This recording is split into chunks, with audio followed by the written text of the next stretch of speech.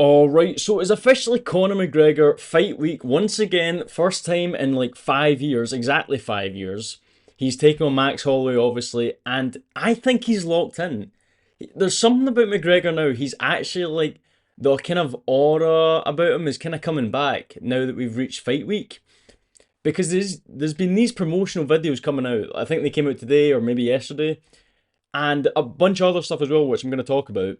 And Conor McGregor just looks 100% locked in. It's like he's leaving no stone unturned. He's like turned this new leaf coming into this fight like we haven't seen him do in the past, feels like 10 years, ever since maybe I don't even know, the Alvarez fight, like what was that, 2016? So this is just a brand new Conor McGregor feel. So today we're going to watch these videos that they brought out today of Conor McGregor. I think it was like the countdown or something came out, and it was something like that. So we're going to watch these and I'm going to discuss afterwards what this means and, could Conor win and all that stuff. So I'm going to get into that. But anyway, here we go. So that was the first one. There's a couple more. And it just, like, I obviously understand these are promotional videos, right? These are made to kind of hype up the fight, I understand. But it just feels like this is how Conor's is acting in the gym. And I don't know, but I'll explain it after. This is the second one, which was like a follow up to that original clip. So that was the other one, and it's like just these videos. And as I said, I know it's promotional, but there was things about him like sleeping in the gym and stuff. I heard something like someone said he was sleeping in the gym. I think it was on Eri Hawani or something like that. And it's like he's like locked in. He's realized, this is the last chance he kind of gets. This is the last chance McGregor gets, really. Because, he's been out for 5 years. He's about to turn 38. He turns 38 on July 14th. Obviously, the fight's on July 11th, 3 days after he turns 38. And if he loses this fight, like, badly, like, obviously he's expected to lose, right? Max Holloway is a big favourite. I believe he's like a minus 200, 2-1 favourite. So he's obviously, Conor McGregor's expected to lose this fight. But even if he loses, but he has a good performance, maybe he loses the decision, or maybe he gets like TKO'd in like the third or the fourth round after like a good, first couple rounds. It's like, even after that, he could still come back and fight maybe end of the year, start of next year. Who knows? I think this is also, it's about proving it to the fans, but it's also for McGregor proving it to himself. Because you've had McGregor, made all his money when he had the Floyd Mayweather thing, and then the Khabib fight, and the Poirier fights as well. He had a bunch of money, all his business ventures, his whiskey and stuff, and I guess you can even say, what's it called, the the bare knuckle boxing. Like he has ownership in that, so he's made a lot of money through that. So he's had all this stuff, and it's like, he's proved himself. He can make it in life, right? But can he come back after 5 years into the octagon and show himself to be somewhere similar to the fighter he once was? I think that's what this is. That's what he's trying to prove now against Max Holloway. Because Max Holloway now isn't like, he's not a, what would you say? He's not like, obviously Max Holloway isn't the fighter he once was. So I think this is a great opponent for McGregor to fight, obviously Holloway, because Max Holloway's getting up there in age as well. We just lost against Oliveira. You know what I mean? So it's a good fight for McGregor to test himself, and I think this is for himself as well. It's just for himself. As much as it is for the fans, it's also for McGregor. So just to show that he can do it. So I think that's what he's doing. He's had all his mistakes during his life over the past. We've seen it on public display over the past 5 years with the allegations, the court cases, the videos, the leaks. Let's not talk about that leak. That was a bad leak, right? But that was a really bad leak. But all that stuff, and he's like, now you see him now, he's all pure.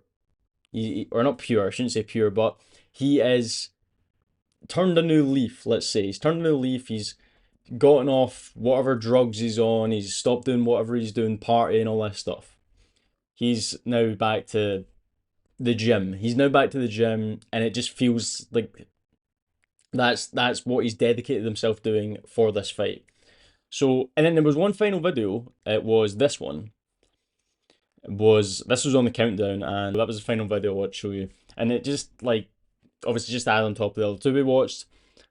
I just feel like McGregor's back. He is back, but this is him kind of dedicating himself. And also, another thing I wanted to add was, remember a couple of weeks ago when Poirier got arrested at at the airport for being drunk, and he had the whole, it's gonna be bad, but I'm not gonna say it, but you know what he said.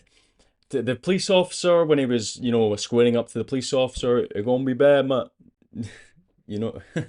Anyway, um, that happened. Obviously, Pody got arrested.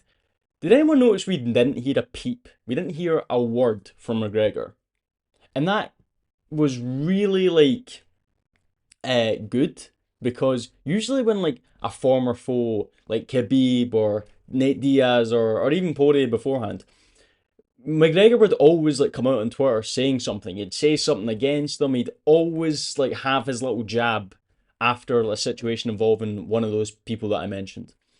But this time he didn't. If this was the time for McGregor to come out and say something about a past opponent that he didn't like, now would be the time. Absolutely, Poirier's just been humiliated. There's body cam footage of him being arrested, drunk, saying all this stuff, squaring up with a police officer. Maybe he could have got himself shot. Who knows, right? McGregor didn't say a thing, and that kind of goes to show McGregor actually like that's kind of one of the other things I would say why McGregor's maybe locked in this camp, because he didn't say anything but that. Like we all see McGregor when he go say all the stuff and all that stuff, as I said about a past opponent, and he hasn't. Maybe he's like turned off social media. He's thrown his phone away. Maybe he's given his Instagram account to someone else, and they're doing all the stuff. They're doing all the sponsorships that he posts and all that. Maybe he doesn't even see it, right? Maybe he doesn't even see it at all, because he is just turned off his phone and he's just locked in. And that's really like what would you say? That reinforces the thought. I can't remember. I'm thinking of a word, but I can't think of it. So yeah, McGregor, and it is kind of adding to my opinion about who's going to win this fight. I'm still leaning towards Max Holloway winning this fight. Wait, I'll change the background to McGregor again. I'm still leaning towards Holloway to win this fight. I'm going to make a video during the week choosing who I think is going to win. I'm still leaning towards Holloway. However, McGregor isn't like, I'm not that far behind changing my pick to McGregor. Because one, as I said this whole video, he seems locked in. It seems like a different McGregor, right? Seems like a different McGregor. Even the Poirier fights beforehand, especially the first one, I guess. I guess you could say there was like an asterisk next to a couple of them. Obviously, the second fight, I should say the third fight, because it was a trilogy. The third fight, he broke his leg and he had issues with his leg going into that fight. The second fight, it was in Abu Dhabi. It was during COVID.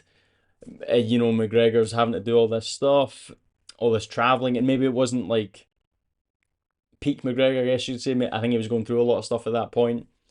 Now it just kind of seems like he's just got nothing to do. He just has to go to Las Vegas and that's it, right? So he might just be more locked in that sense. Second point. This is at welterweight. I think I said this way before when the fight got announced, but this is at welterweight, right? This is at welterweight where McGregor has realistically been, in terms of a frame, in terms of a physical frame, McGregor has been a welterweight for literally like 4 years, right? We've always, maybe even a middleweight at some points. We all seen like the videos of McGregor and he looks chunky, he's beefed up, he looks absolutely like, obviously he was on a bit of roids during that time, obviously to heal his leg, and maybe a bit of some other narcotics, some other illegal substances.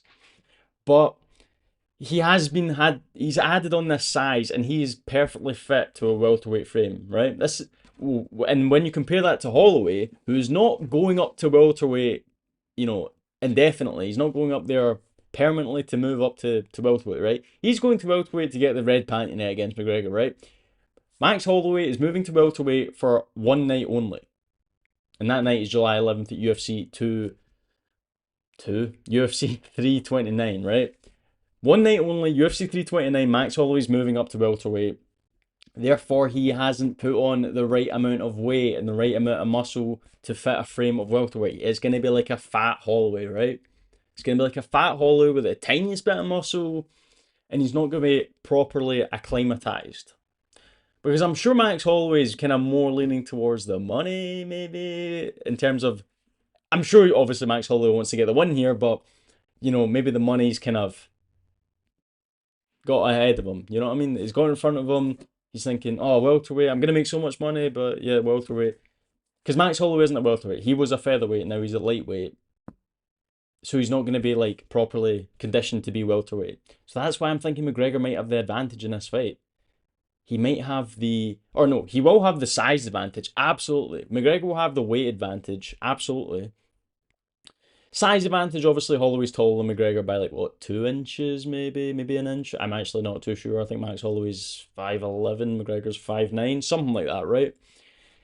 And I would actually be surprised if we seen a wrestling, like a wrestling game plan from McGregor. You know what I mean? Maybe gets Holloway down. We just seen Holloway get ragdolled by Oliveira for 5 rounds. Holloway's ground game isn't as good as we maybe thought before. Obviously, Holloway's never had a great ground game, but Oliveira just recently exposed that, and I think Conor McGregor could be maybe looking at like a ground thing. Because obviously, as I said, McGregor's coming into this to get a win. He wants a win, if not a good performance and maybe like a loss, but it's not that bad, right? I could see McGregor like not take maybe taking down Holloway, but who knows? Maybe he takes him down. Just do whatever it takes to show that he can win and he can perform. I feel like we're gonna see that kind of McGregor because of these videos where I showed you today.